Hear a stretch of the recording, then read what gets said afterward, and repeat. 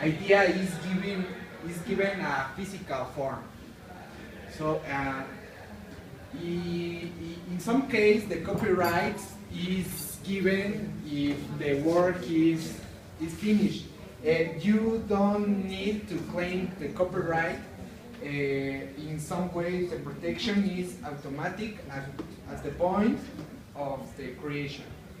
The copyright is normally owned by the author of some idea, like a photograph, like a video, like music, like a song, like lyric.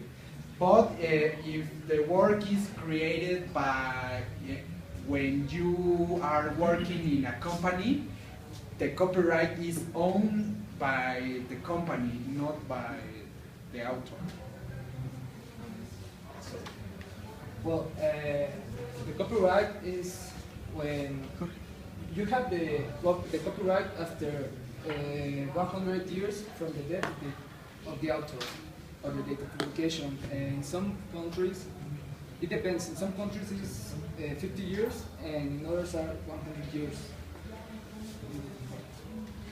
There are different types of copyright. There are patrimonial, that is allow the exploitation of a work until the death of the author. The moral, that is related to the author permanently.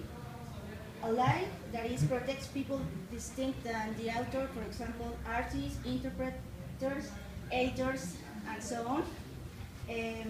Reproduction allows the author to make copies or reproduction of his work, that is the CDs or the movies. Translation allows the reproduction and publish a work with a certain translation, that is a book. And copyleft, the kind of model allows of the copy of some literature, music, software, and hardware. This allows the copy reproduction, distribution, and edition.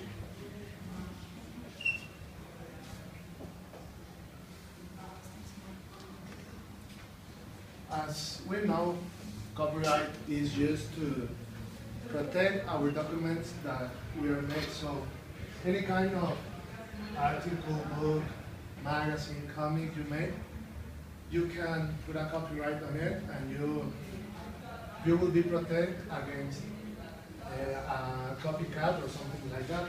This is very important because the document gets protected, and so you have the authority to move this paper on the way you want. Some examples of these copyrights are on books, dramatic or dramatic musicals, musical compositions, cinematographic and other audiovisual works, comics, as I said, cartoons, photography, charts, maps, and drawing related. Also projects, plan models, and designs of architectural works.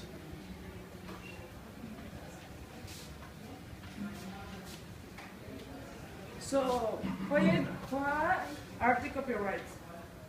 People are more motivated and continue research and creating if they know they can make profit from it.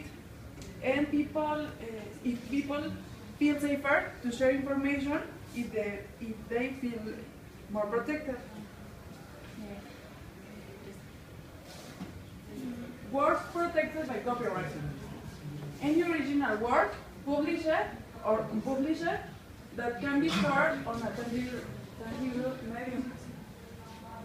Printed matter, manuscripts, works of art, musical compositions, films, radio and television programs, graphs, maps, computer programs, etc.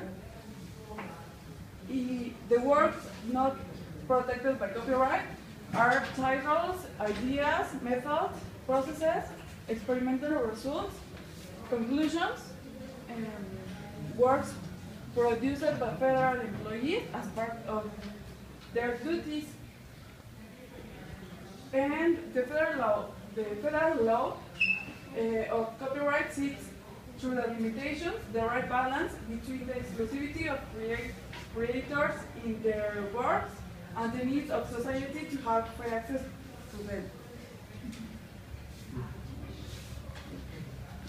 Finally, we know now what is copyright law, what are the kinds of copyright, and who is protected, and what kind of copyright we can apply.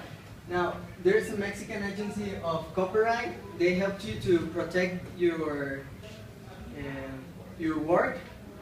You just have to pay a fee, and they will search in the database that they have if that information already exists.